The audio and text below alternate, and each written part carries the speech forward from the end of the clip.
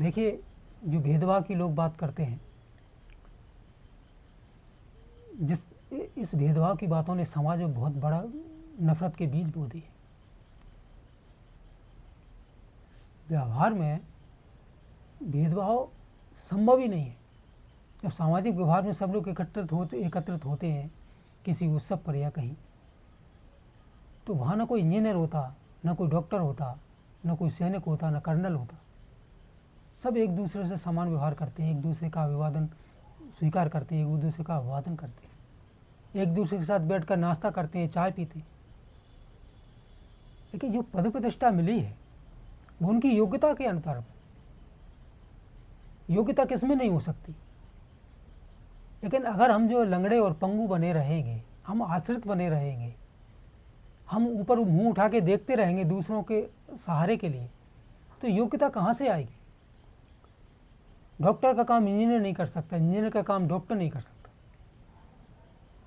शौनकादि ऋषियों ने सूत जी महाराज जी से बड़ा सुंदर प्रश्न किया कि हे सूत जी महाभाग, आपने कहा कि ब्रह्मा जी ने नारद जी को श्रीमद् भागवत कथा का श्रवण कराया और नारद जी ने जो है व्यास जी को श्रवण कराया, व्यास जी ने अपने पुत्र भगवान सुखदेव जी को श्रवण कराया। तो ठीक है, लेकिन आपने ये श्रीमद् भागवत कथा कहाँ से श्रवण की, आपको कहाँ से मिली। तो सूत जी महाराज जी ने जो शौनकादि ऋषियों को उत्तर दिया है वो सुनने लायक और अनुकरणीय। अगर वो बात समझ में आ जाए तो समाज से भेदभाव बिल्कुल खत्म हो जाए। सूत जी कहते हैं कि ऋषियों, हम तो बिलोप जाति में पैदा हुए थे और हमारे अंदर हीन भावना थी कि हम इतने बड़े बड़े ऋषि मुनियों के साथ कैसे अभिवादन करें, कैसे इनके पास जाएं। लेकिन उनका संग करते करते, उनका सत्संग श्रवण करते करते उन्होंने हमें अपना लिया और हमारे अंदर जो हीन भावना थी वह दूर कर दी। अहो वयम जन्म भ्रतोऽध्यहास्म वृद्ध्यानुवृत्त्यापि विलोम जाता। हमारा जन्म धन्य हो गया क्योंकि हमें संतों ने, ऋषि मुनियों ने अपना लिया। उनके सत्संग से, उनके श्रवण से, उनकी सेवा से हम पवित्र हो गए। तो सुखदेव भगवान माँ भगवती गंगा के किनारे जब परीक्षित जी को श्रीमद् भागवत कथा का श्रवण करा रहे थे तो वहाँ बड़े बड़े ऋषि मुनि विराजमान थे।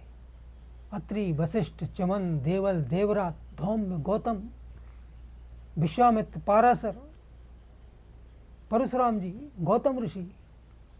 उन सभी बड़े बड़े ऋषि मुनियों को देखने के बाद में हमारी हिम्मत नहीं पड़ी कि हम भी जाकर वहाँ बैठें। तो हम एक तरफ पेड़ के नीचे चुपचाप खड़े होकर कथा श्रवण करने की कोशिश करने लगे। लेकिन जैसे ही गुरुदेव की हमारे ऊपर निगाह पड़ी तो उन्होंने कहा, अरे आजा इधर आ, और मुझे अपने पास बुला लिया। और जो उनके सामने परीक्षित जी महाराज कथा श्रवण करने के लिए बैठे थे उन्हीं के पास में बैठा लिया। तो शौनकादि ऋषियों, ये श्रीमद् भागवती कथा मैंने अपने गुरुदेव सुखदेव भगवान से उसी समय प्राप्त की थी, उसी समय श्रवण की। ये मूल भागवत में है। नैमिषारण्य की पावन भूमि पर एक आसन पर बैठकर 17 पुराणों की कथाएं हुई। वो रोमहर्षण जी ने, सूत जी के पिताजी ने श्रवण कराई थी। और अंतिम कथा जो शौनकादि ऋषियों को सूत जी महाराज ने श्रवण कराई, श्रीमद् भागवत की कथा 18वें महापुराण। और सबसे पहले जो कथा श्रवण कराई थी वो भगवान सुखदेव जी ने अभिमन्यु नंदन परीक्षित जी को माँ भगवती गंगा के किनारे श्रवण कराई थी प्रथम बार। तो ये जो भेदभाव की बातें, अगर ये बात समझ में आ जाए तो समाज में काहे को ये बीज नफरत के बो हैं।